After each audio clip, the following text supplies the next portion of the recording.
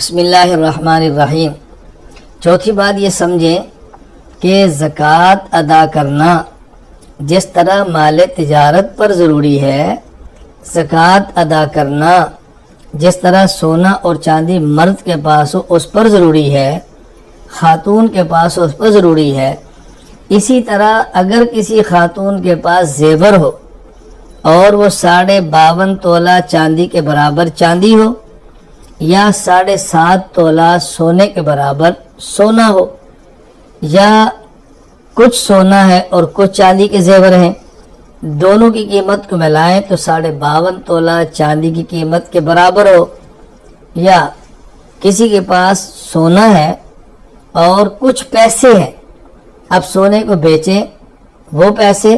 اور جو پیسے موجود ہیں یہ دونوں کو جمع کریں تو 52.5 تولہ چاندی کے برابر ہو، تو ایسی عورت پر بھی زکوٰۃ ادا کرنا فرض ہے۔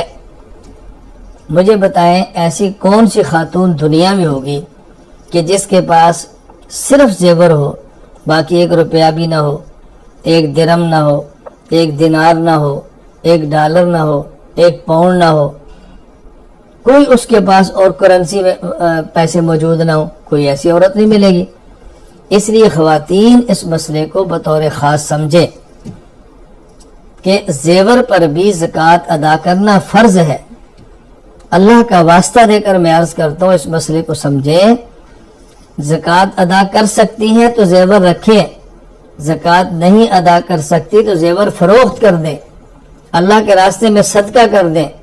کسی کام میں استعمال کے اندر لے آئیں، جہنم کا ایندھن نہ بنے۔ میں اس پر ایک حدیث پیش کرتا ہوں، دلائل تو اور بھی ہیں، میں مجالس میں مسائل کی وضاحت کر رہا ہوں، تفصیلی دلائل پیش نہیں کر رہا۔ سنن ابی داؤد کتاب الزکوٰۃ یہ روایت موجود ہے۔ حضرت عبداللہ بن عمر رضی اللہ تعالیٰ عنہ فرماتے ہیں، ایک صحابیہ رسول اللہ صلی اللہ علیہ وسلم کی خدمت میں حاضر ہوئیں، ان کے ساتھ ان کی بیٹی بھی تھی، وَمَاهَا ابنۃ اللہ،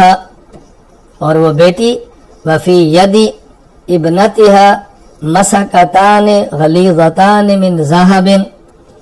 ان کی بیٹی کے ہاتھ میں سونے کے 2 بھاری کنگن تھے، سونے کے 2 کنگن پہنے ہوئے تھے۔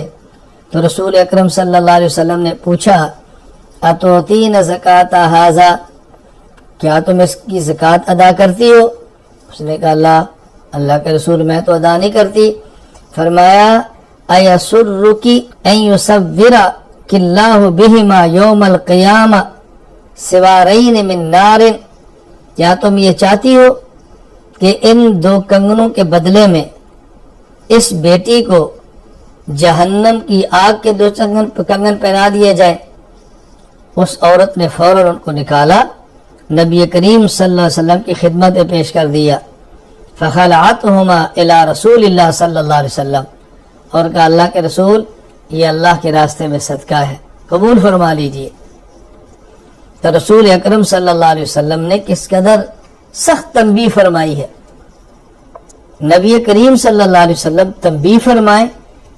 رسول اکرم صلی اللہ علیہ وسلم پر زیور پر زکوٰۃ کی بات فرمائیں۔ ہم کون ہوتے ہیں گنجائش دینے والے؟ ہم کون ہوتے ہیں اپنی طرف سے گنجائش پیدا کرنے والے؟ ہاں یہ بات بھی ذہن نشین فرما لیں، مرد کے لیے سونے کی انگوٹھی پہننا حرام ہے،